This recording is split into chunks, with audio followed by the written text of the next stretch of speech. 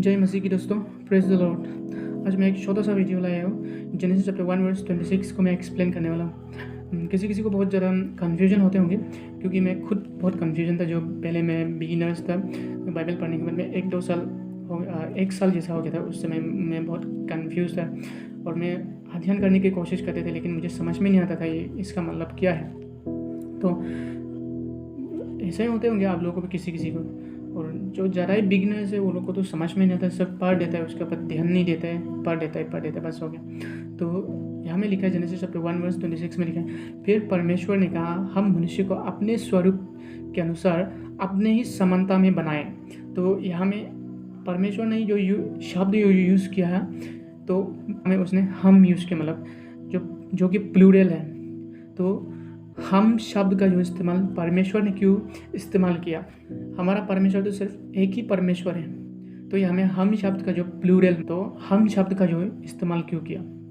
तो देखिए, इसका जो हम शब्द का जो परमेश्वर ने इस्तेमाल किया है, जो प्लूरल है, हमारा परमेश्वर जो एक ही परमेश्वर, लेकिन इसका अंदर में 3 व्यक्ति रहते हैं। 3 व्यक्ति, पिता, पुत्र, पवित्र आत्मा, ट्रायून गॉड। हमारा जो परमेश्वर है वो ट्रायून गॉड है, ट्रिनिटी।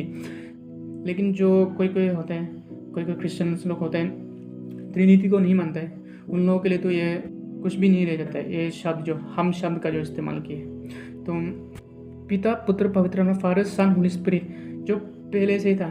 यीशु मसीह 2000 साल पहले आया इस पृथ्वी में, लेकिन वो भी पिता परमेश्वर के साथ ही था पहले से।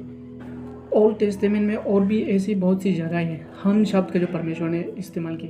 अगर पिता, पुत्र, पवित्र आत्मा, ट्रिनिटी नहीं होता तो परमेश्वर यहाँ में इस्तेमाल करता मैं शब्द का। मैं मनुष्य को अपने स्वरूप में, अपने समानता में बनाते हैं। परमेश्वर ऐसा कहता, अगर पिता, पुत्र, पवित्र आत्मा वो 3 नहीं होता था, लेकिन वो एक ही परमेश्वर, लेकिन इसका अंदर में 3 व्यक्ति रहता है, जो 3 व्यक्ति मिलके एक परमेश्वर बनता है। गॉस्पेल ऑफ जॉन में यीशु कहते हैं, अब्राहम से पहले मैं था। तो भले ही यीशु 2000 साल पहले आया, फिर भी वो लोग अब्राहम से भी पहले था। वो पिता, पुत्र, पवित्र आत्मा, वो लोग साथ में था, वो लोग एक परिवार था। लेकिन बाद में क्या हुआ कि मनुष्य लोग बहुत पाप में डूब रहे हैं। फिर उसने के लिए, हम मनुष्य को सच्चा रास्ता दिखाने के लिए उसने अपने पुत्र प्रभु यीशु को भेज दिया इस संसार में, जैसे जॉन 3:16 में लिखा है। और हम न्यू टेस्टामेंट में क्लियरली देखते हैं, पिता, पुत्र, पवित्र आत्मा वो लोग एक साथ एक जगह में, लेकिन अलग अलग काम करता है। जैसे मैं एक वर्स देता हूँ, बहुत सी वर्स न्यू टेस्टामेंट में, बहुत सी ऐसी जगह है जो पिता, पुत्र, पवित्र आत्मा वो लोग एक जगह में एक साथ में होते हैं।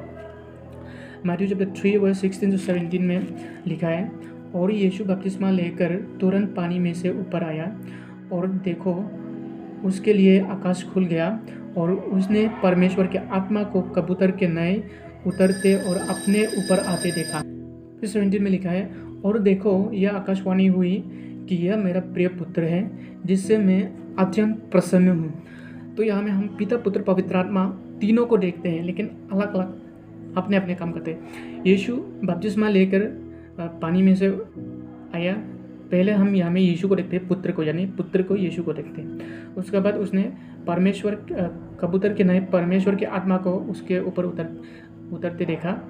हो गया ये पहला पुत्र, और यहाँ में परमेश्वर की आत्मा यानी पवित्र आत्मा, पुत्र और पवित्र आत्मा हो गया यहाँ में। फिर मैं लास्ट में हमें कहा है, और देखो यह आकाशवाणी हुई कि यह मेरा प्रिय पुत्र है। ये खुद परमेश्वर बोल रहे हैं कि ये मेरा प्रिय पुत्र है। यहाँ में हम देखते हैं, पहले पुत्र को देखते हैं, उसके बाद पवित्र आत्मा को देखते हैं, उसके बाद पिता को देखते हैं। तो यहाँ में पिता, पुत्र, पवित्र आत्मा तीनों एक साथ में एक जगह में वो लोग यहाँ में हम देखने को मिलते हैं।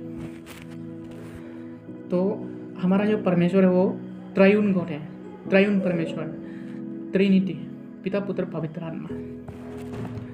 अगर पिता, पुत्र, पवित्र आत्मा नहीं होता, सिर्फ परमेश्वर एक ही होता, तो एक से ज़्यादा के शब्द का इस्तेमाल नहीं करता, वो मैं बोलता है, मैं।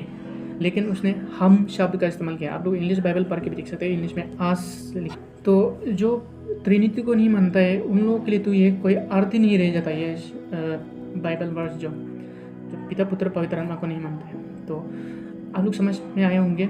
आप लोग के लिए इस तरह की जगह कहीं कहीं में जो बाइबल वर्स का जो कन्फ्यूजन होता है तो आप लोग मुझे कमेंट्स में लिख सकते हैं, मैं उसको एक्सप्लेन करने की कोशिश करूँगा। तो आज के वीडियो में बस इतना ही। सबको जय मसीह की।